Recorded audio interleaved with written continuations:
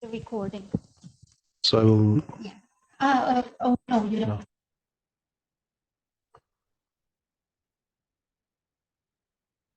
No. Okay. Good afternoon, everyone, and a warm welcome to this policy briefing organized by the European Policy Center with the Minister of Foreign Affairs of North Macedonia, Bujar Osmani. Minister Osmani, thank you very much for making a stop to the EPC on the occasion of your visit to town to address our Brussels-based audience on the subject of enlargement and your country's own accession efforts. It is always a pleasure to welcome you at the EPC and hear your insights. But I would say that it is all the more so now at this particular moment in time when enlargement is seeing more political attention and more interest than in a very long time. And when we have a sense that maybe we could be shifting into a new gear in the aspiration of creating a wider and globally stronger Europe. Or are we? I mean, the European Commission President Ursula von der Leyen said today in her speech, in her State of the Union address, that the EU must answer history's call and complete enlargement. Will it do so? Can we do so? If so, how?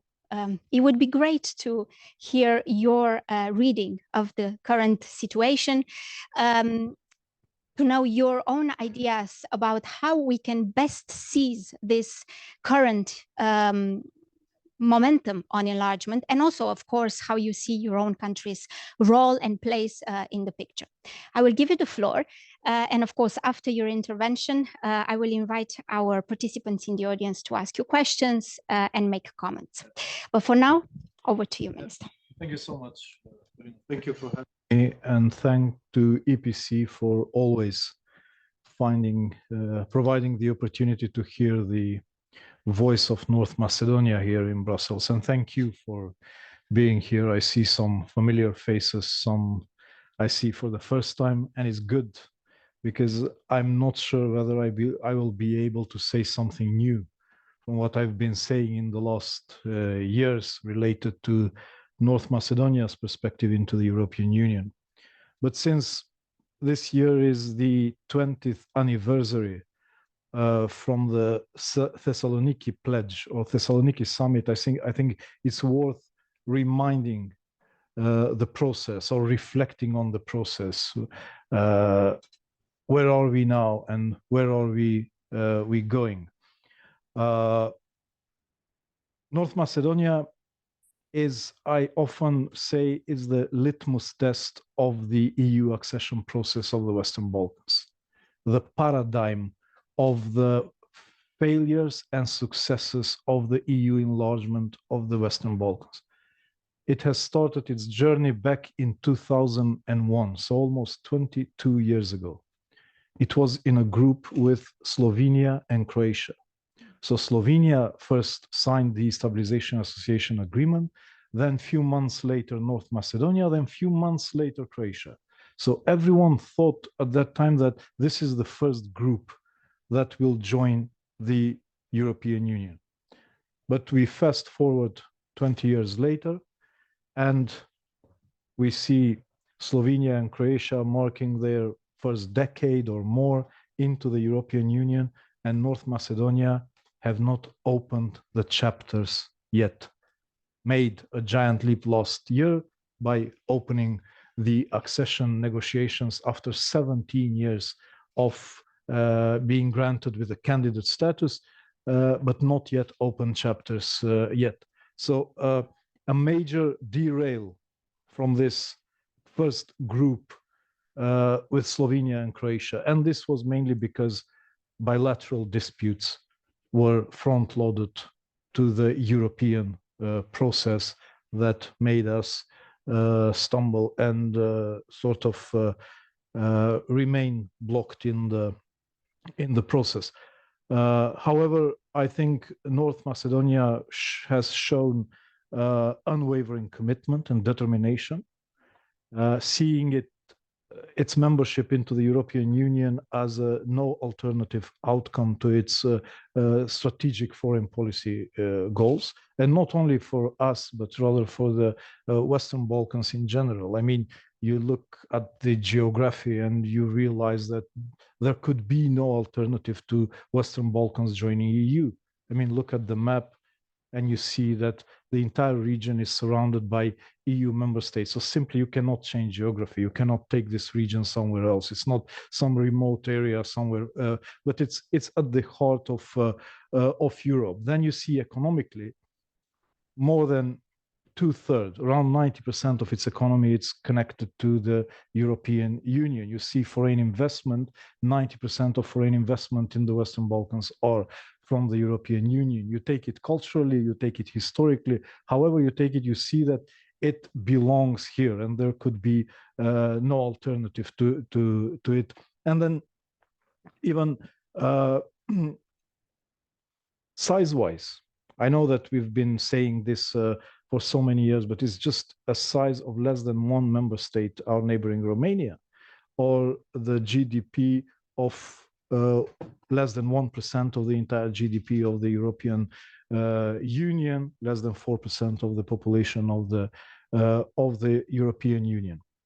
Unfortunately, the process has been slow.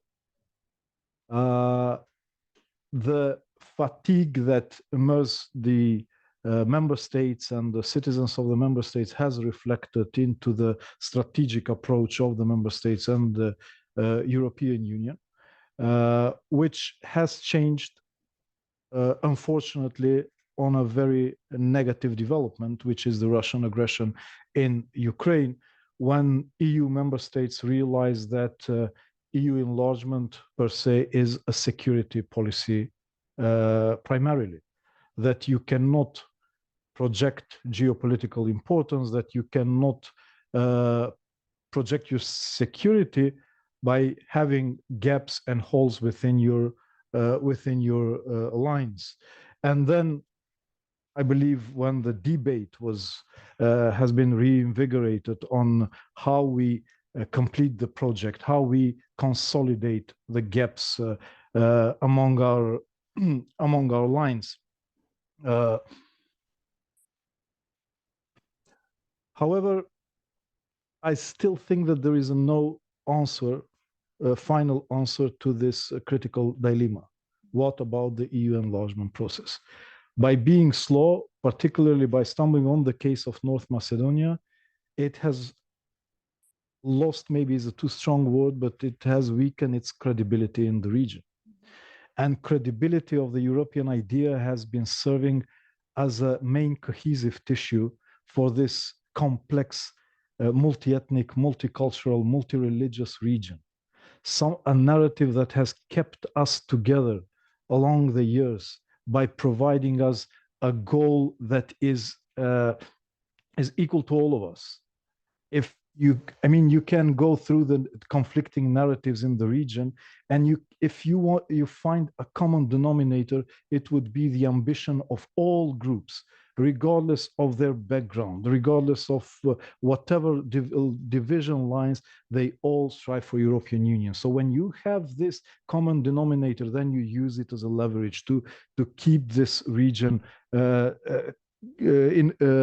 connected and in a cooperative mode, but also the credibility of the European idea from Thessaloniki on has served as a main driving force for the reform agenda. And really the region has come a long way. I mean, we might be not happy with the current state of play now, but if you see chronologically that this region 2 decades ago was in war trenches. Today we are talking about building a common regional market is quite a success. And I can assure you that the only driving force has been this credibility, this trust that this direction is taking us to the European Union, this common denominator that we share. As the credibility started to shake, mainly on the case of North Macedonia, I mean, you know the story. We have been on the bilateral issues. We remain, even though we have been scoring best at all EU Commission report, we have transposed almost 50% of the European acquis prior to opening a single chapter of the EU negotiating process, fulfilling, being a front runner comparing to even countries who have started earlier in the process, but because of non-Copenhagen related issues, we have been stopped in the process. And then we had to organize a referendum to change the name of the country, and then having additional issues put on the way to the European Union. And this loss of credibility first has weakened the strength of this cohesive tissue. And therefore, lately you see more nationalistic rhetoric dominating the political scene and societal scene in the Western Balkans. Because when you don't have this this umbrella narrative to suppress these conflicting narratives, then of course they would come to surface and then they will clash with each other. But also I believe that by weakening of the credibility, the driving strength of the reform agenda has been weakened, and also the region became vulnerable and susceptible to malign influences that we have been seeing in the last years. So, what's the solution? The context, the geopolitical context created with the Russian aggression in Ukraine has provided, as I said, unfortunately on this situation, has provided sort of a conducive atmosphere because of the raised awareness about the importance of integration of the Western Balkans. What happened in Bled last 2 weeks ago with President Charles Michel's statement, I think is important. People have underestimated, people have interpreted it as one more good speech, but to me is a new momentum into the European process. I hope it will be soon translated into some council conclusions and some formal decisions in the process, but by introducing 2030 as a year when the aspirations of the candidates will converge with the internal reform and preparedness of the European Union, it provides a frame for the process. It brings some credibility to the process. So I don't know how serious it was, the intention was when it was said, but we have in the region, we have locked it in. For us, is 2030 the pledge that European Union has made. So now when we have this momentum, we eliminate all debate related to alternative solutions to membership, because we have been hearing different ideas about two-speed Europe, about different alternative engagements.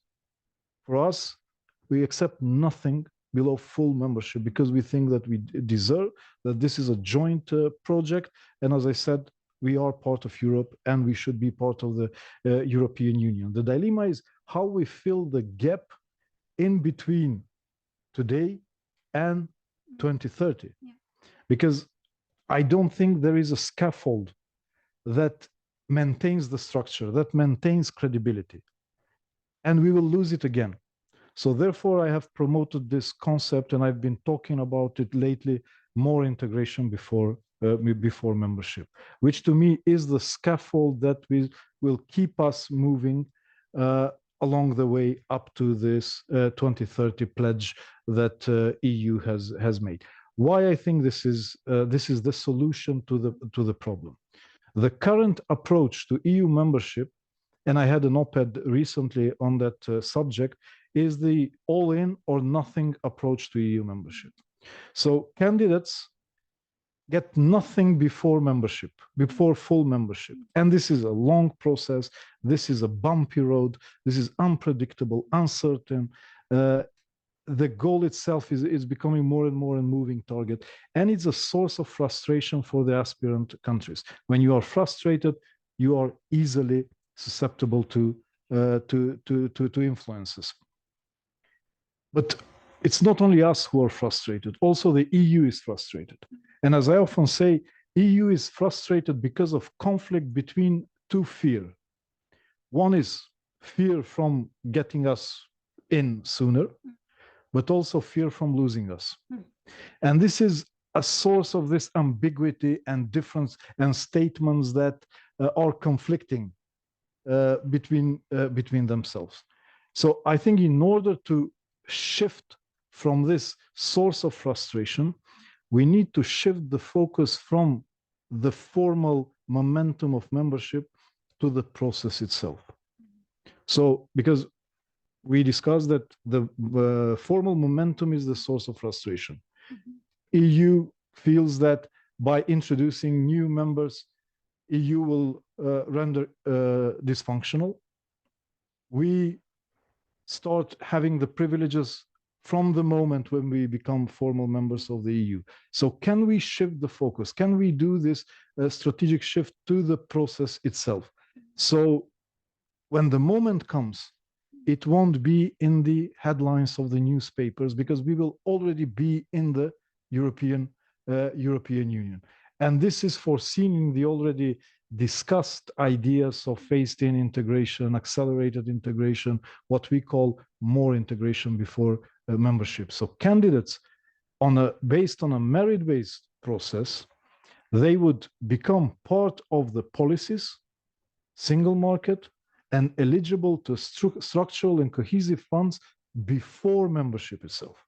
And I had a tweet, I think 2 days ago. North Macedonia has 100% aligned its foreign and security policy with European Union. Why I am not sitting around Foreign Affairs Council table? I don't have to have a voting right because I'm not a member yet, but I have aligned 100% even before opening a single chapter, and I deserve to be there. Just as energy ministers are already sitting around the table of the energy community, or the transport ministers sit around the table of the transport community. So we have already examples where EU has exported its policies and values in the region before membership. We have visa liberalization as well.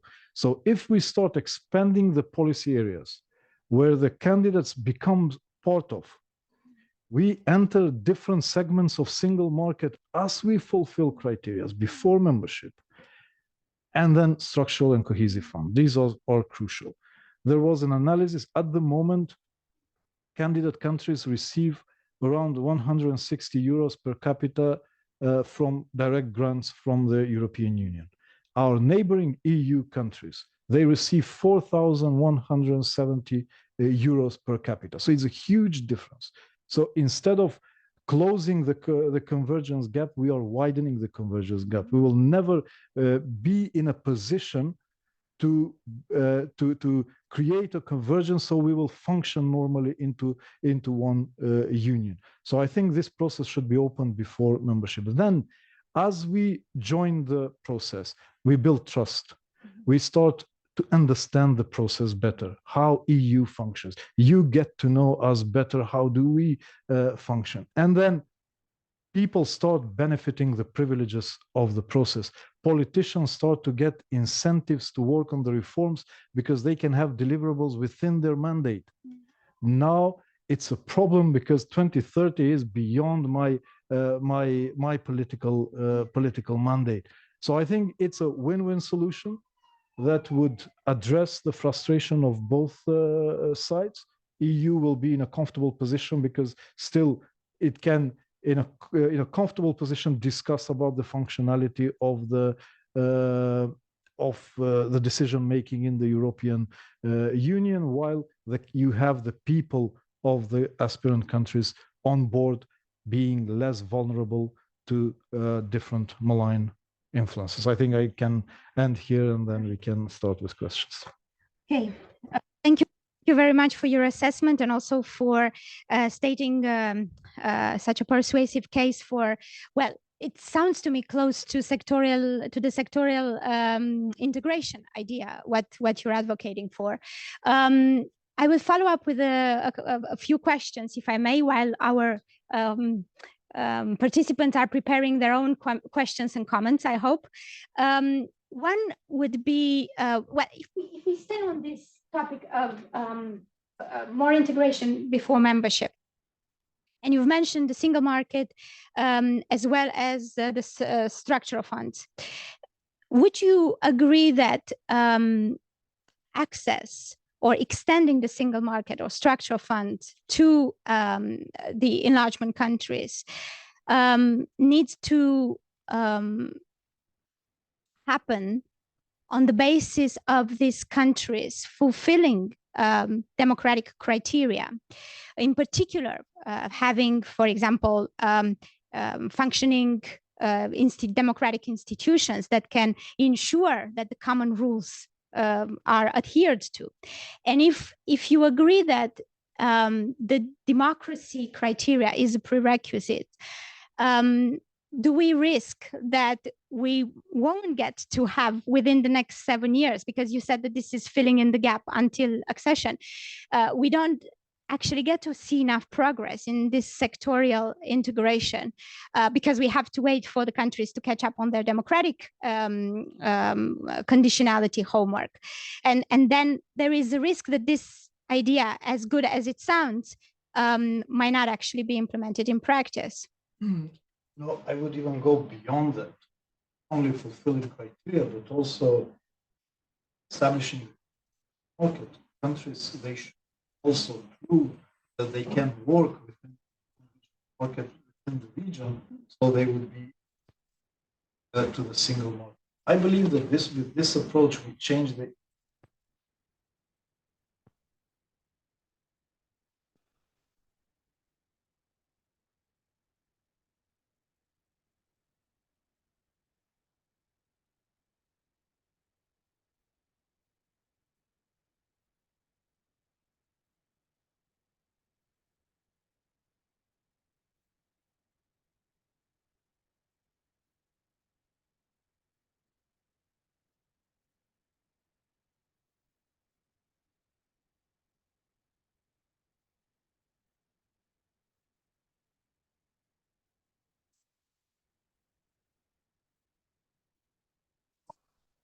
when you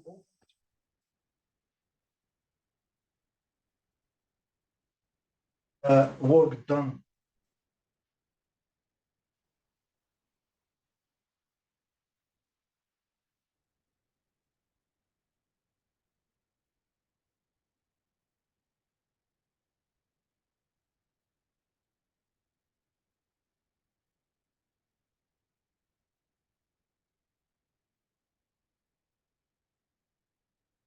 at 100%, not all 6 are at 100%. At least 3 are at 4 countries.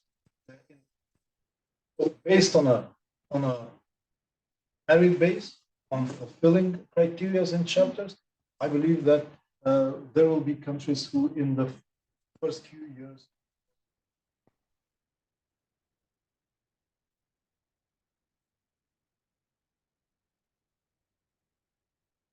level as not in the of legislation, and so that could to catch up. Mm-hmm. And of course, because you mentioned the common regional market, we also know that together with Serbia and Albania, you've been behind, North Macedonia has been behind this open market, open Balkan, sorry. Yes, the open Balkan idea. How does it fit with the common regional market initiative? No, that's a different story. Common regional market is product, I would say, of the Berlin process.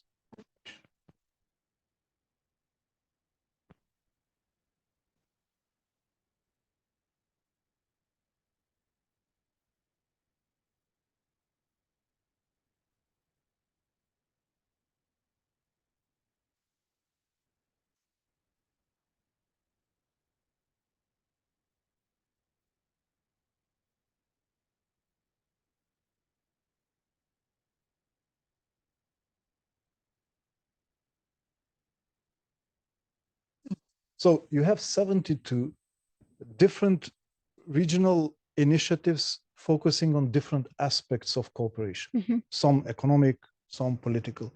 So Open Balkans is one of these 72 orbiting around the central cooperative initiative, and this is Berlin process, to provide an added value to cooperation, focusing on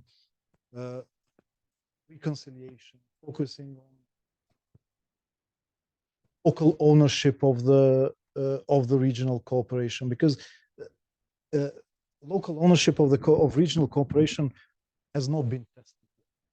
All initiatives for regional cooperation have been either initiated or sponsored by Brussels.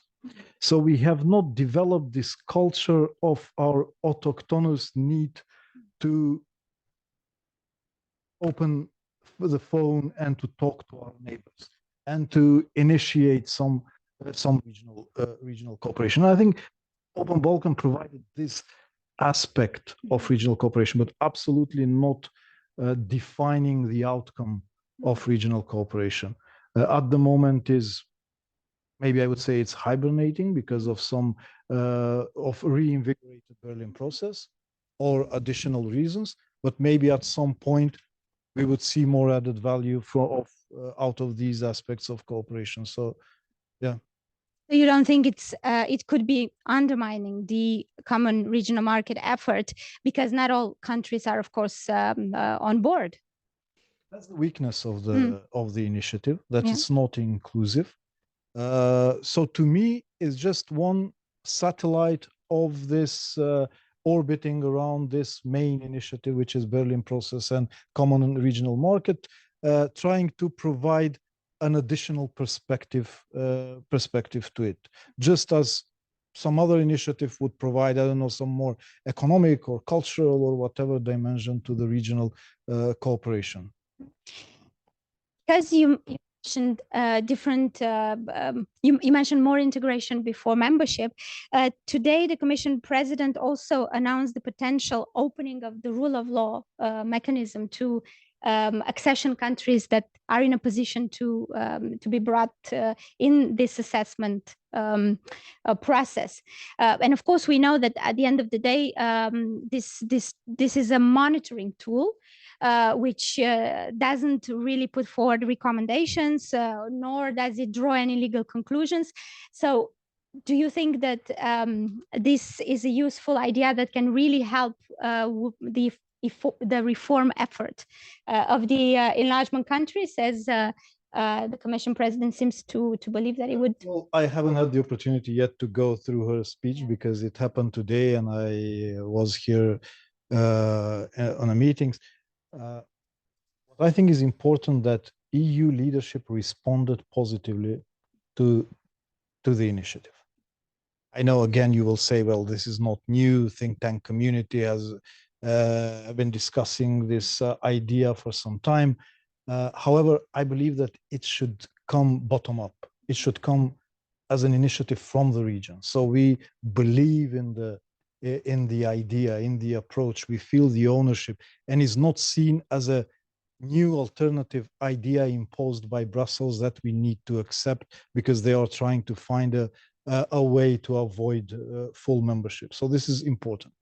And EU has responded already. I mean, you remember President von der Leyen's statement in Bratislava during Globsec when she announced the growth plan, which is, I believe, a response to our call for more integration.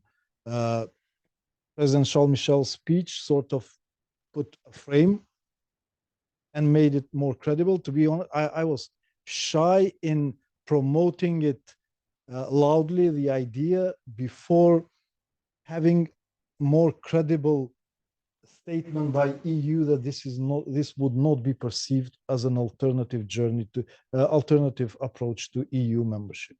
So as long as we have this frame now, we are just talking about filling the gap. So all these ideas that we need to look into it are stemming from the strategic decision of the European Union to accept this approach as a way forward.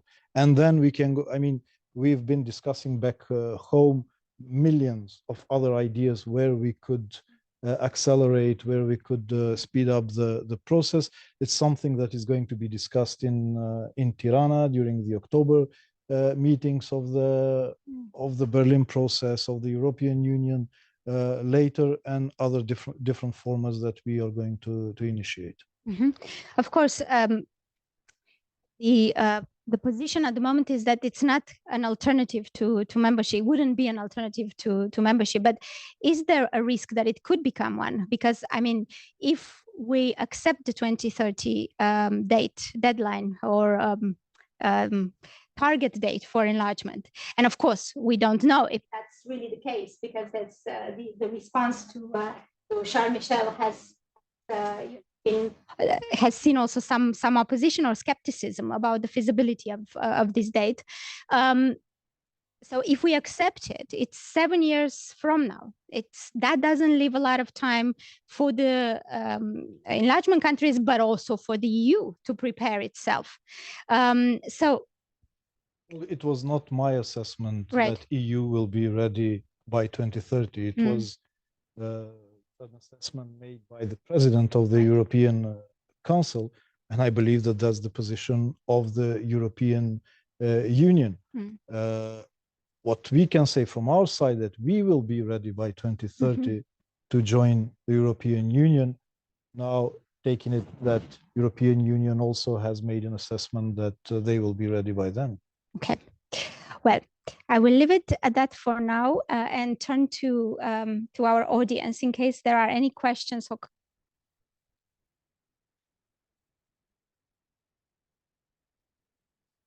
be shy.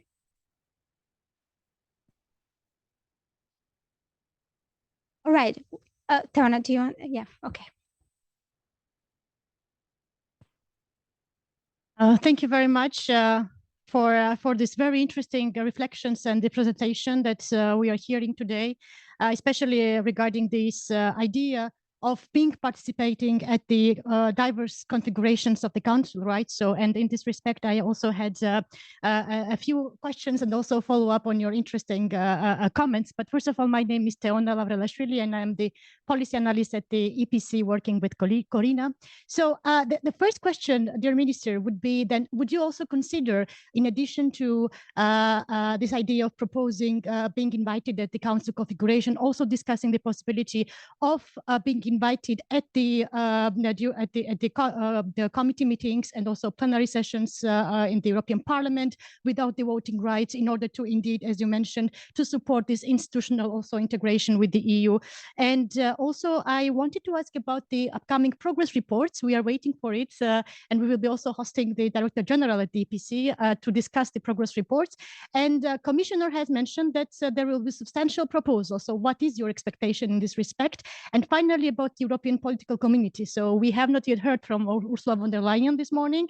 And also, what is your reading of this idea? Would that also help in terms of a better rapprochement with the European Union? And also, this is a platform, you know very well, that's it also gives the politicians lots of opportunities to be with other politicians. The idea that you're supporting to for the social interaction and institutional rapprochement. So thank you very much, and looking forward to these reactions.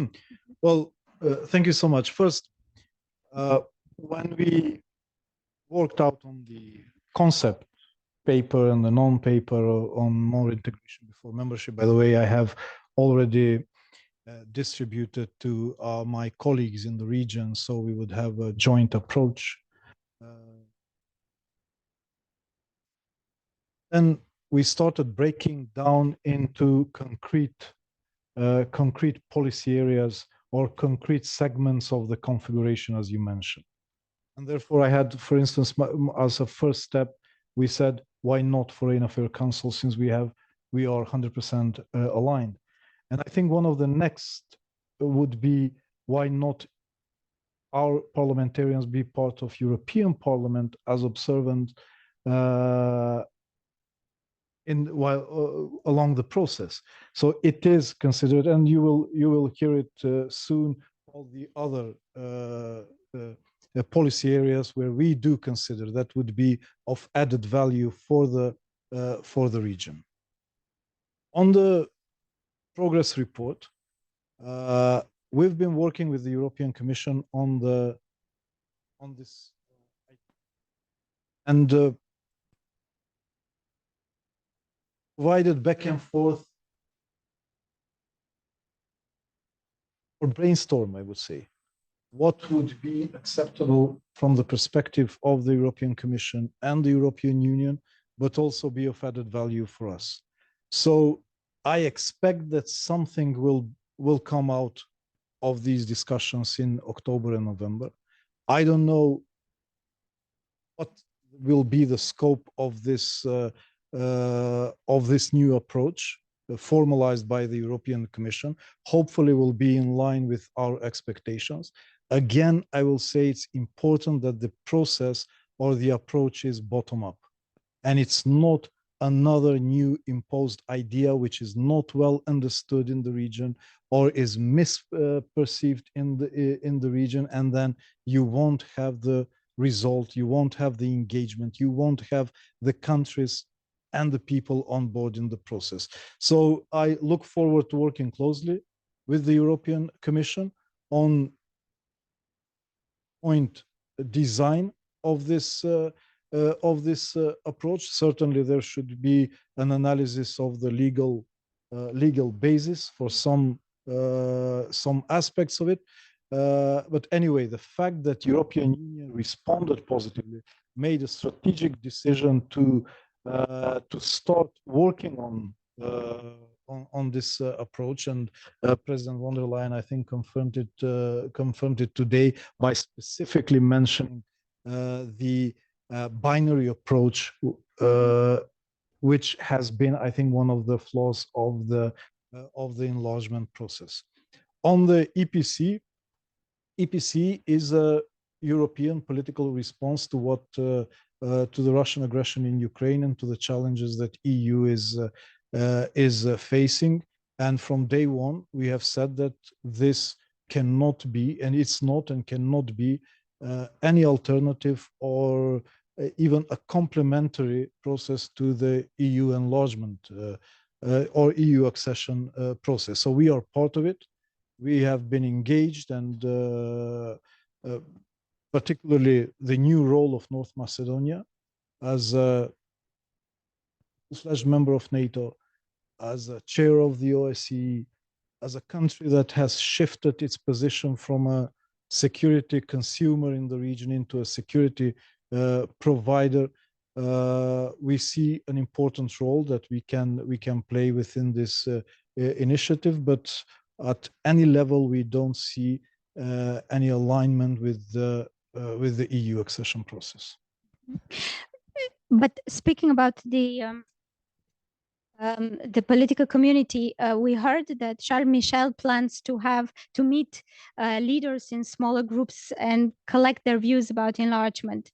Does he really need the European political community to do that? That's one question. And then what about the Balkan countries? Or do they plan to sort of raise the profile of the enlargement discussion in this context, or put together an agenda that they can pursue in this political community? I don't know what would be the practical and pragmatical reasons to use every possible platform to discuss the challenges that we share, but this doesn't imply that EPC will be a frame for any discussions or related to EU enlargement process. This has been a clear position from us, from other Western Balkan countries, that yes, we do see a value in this platform, particularly now given the challenges that EU is facing related to its security. But we do think that EU accession process is a separate track based on different rules and principles, and it should continue as such. Mm-hmm. I'll come back to the two questions. Corina, and I'm from Ireland and our permanent representation here. The question is going a little bit beyond EU integration, but you mentioned the various platforms and security. So I just wanted to ask you about your role as the chairperson in office of the OSCE. So where are we there now, and how the situation will develop next year in the view that we still don't have the next chairperson, yes, as we understand.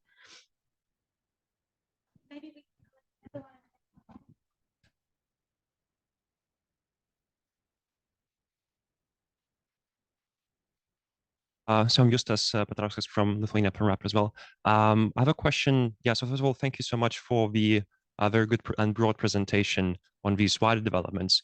I couldn't help but take the opportunity to get a bit more into the weeds and some of the domestic developments, which are sort of closely related to the enlargement process. And I think you know that what I have in mind is the constitutional change in North Macedonia, and in particular the vote, which could happen in between this period and November. So I wanted to ask about your take on this issue in two aspects. First aspect in getting the votes in the parliament, because from my understanding, the government currently lacks around 8 to 7 votes. What are your options and possibilities there? And the second aspect in the societal and sort of expectation management aspect, how to deal with the public communications and ensuring that this sort of sensitive ethnic question is perceived in society adequately. Yeah, thank you. Presentation from the major derail, which was caused by bilateral. Learn that lesson. Is there any way to internalize that lesson as we move forward? Great. Thank you for the questions. I will start with the OSCE. Yes, North Macedonia is chairing the OSCE 2023. Unfortunately, is the most challenging year in the history of the organization since its establishment in 1975. We are just in 2 years, we will mark the 50th anniversary of the Helsinki Final Act. I think the organization has proved its value and its importance. We chose the motto, "It's about people," for our chairpersonship, trying to focus on the work of the field operations of the OSCE. And why we did that? Because OSCE opened its first field operation in Skopje back in 1992. So the idea OSCE to work on the ground with people, with using its instruments and toolbox on all cycles of conflict, started in North Macedonia. It was then named as a spillover mission to prevent the war from spilling from Bosnia and Herzegovina. And I'm coming from that generation that has witnessed firsthand the importance of what the OSCE is doing on the ground, particularly in multi-ethnic societies.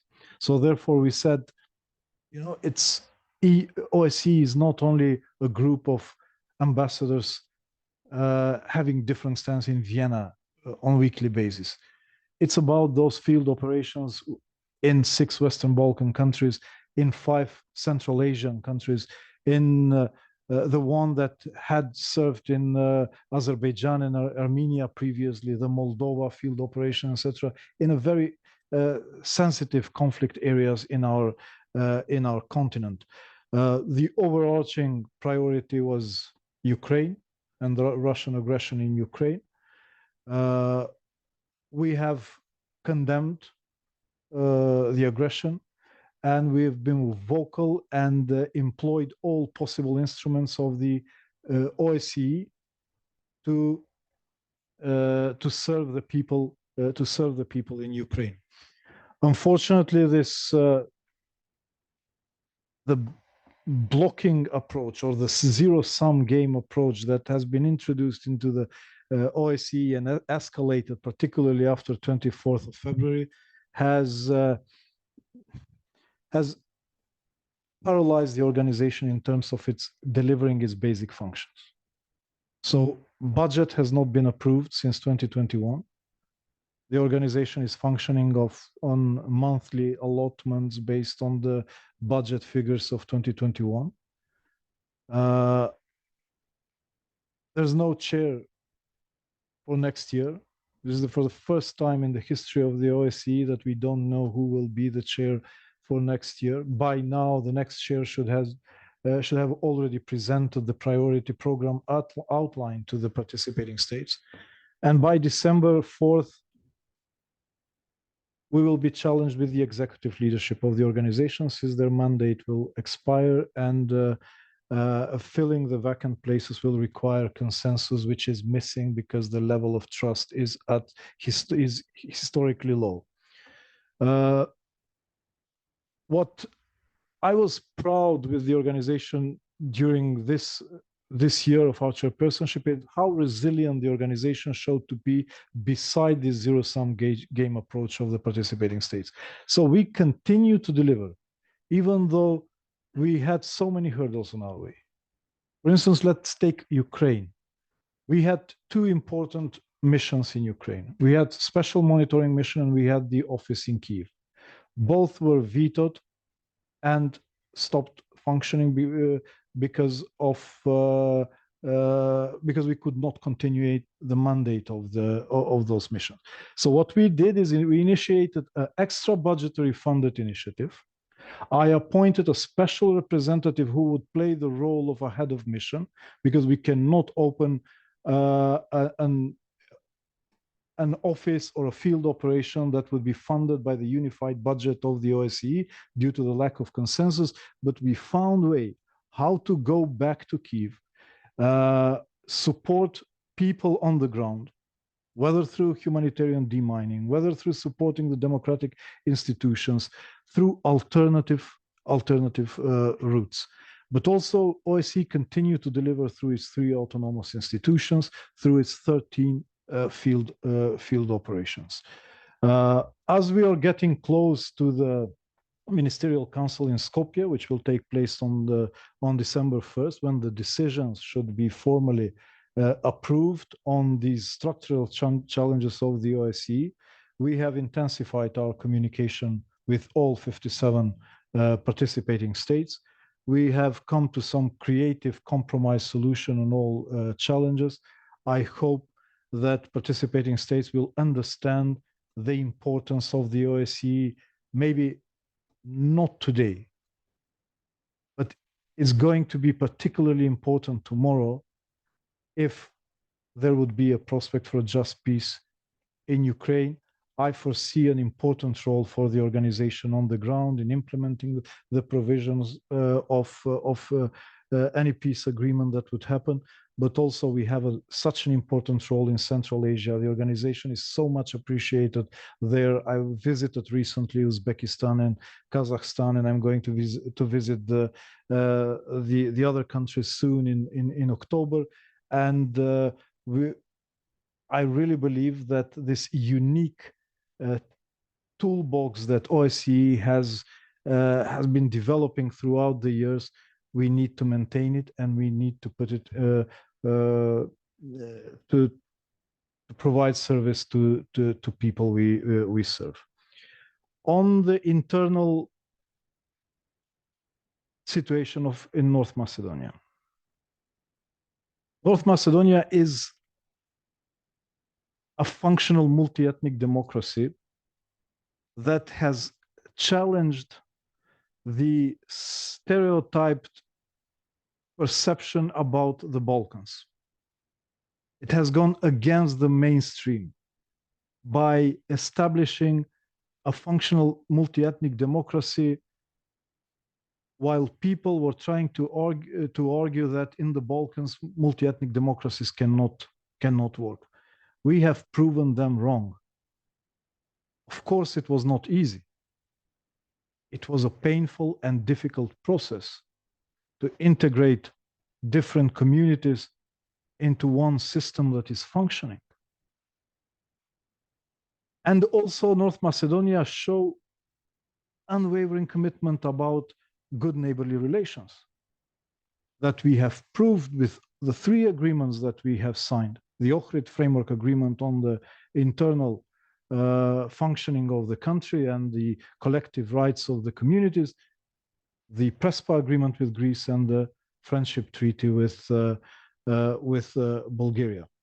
So on the issue of human rights, minority rights, community rights, North Macedonia scores best. And we are proud of what we have built as a nation. And this is being said by someone who is not coming from a majority community. Usually there is it's an instinct that representatives of the majority community think that the others are doing good. But when it comes from someone who is coming from the second largest community, then it has more credibility. And I'm saying North Macedonia has achieved a unique stage of its functional multi-ethnic democracy, regardless of the size of the communities. And therefore, we chose minority rights as a way out of the dispute with our neighboring Bulgaria. We said no to historic disputes introduced into the EU process. We said no to identity disputes introduced into the EU process, but a big yes to minority rights. And constitutional change is a paradigm of that approach of the state toward the communities, regardless of their size.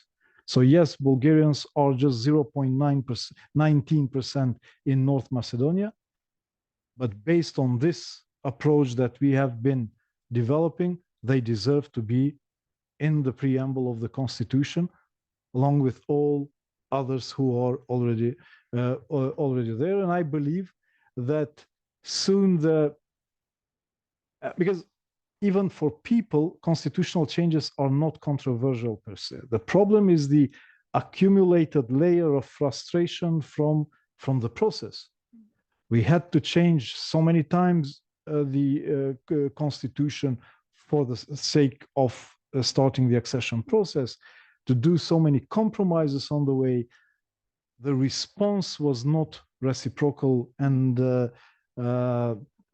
proportional from the European Union, and therefore now we are victim of this state of emotions that has been built in the country due to frustrations. But I believe that since we have launched the public debate, people now have read the amendments. This debate will be constructive and will settle toward what is our interest. And our interest is that the dispute with the Republic of Bulgaria will be on issues related to human rights and minority rights, and we will never allow to be around historic and identity attributes. You think we can prevent that this happens again? Let's say, hopefully it won't continue in the case of North Macedonia, the frustration, but how do you think there are ways in which we can prevent that this kind of disputes caused by the member states can block the process in the future? I think this is guaranteed by the negotiating framework. Negotiating framework was adopted by unanimity last year in July 2022. And it clearly stipulates that the benchmarks for opening and closing chapters in the process will be contained in the three roadmaps. Roadmaps on rule of law, roadmap on public administration, and roadmap on functioning of the democratic institutions. Roadmaps which will be based on the screening reports that will stem from the screening exercise that we've been doing with the European Union during the last year. So we cannot go out of the boundaries provided by the roadmaps, benchmarks introduced into the negotiating framework. Yes, there is an action plan on minority. That was a compromise that we agreed with Bulgaria during the negotiating process, and we are fully committed to respecting and implementing its provisions.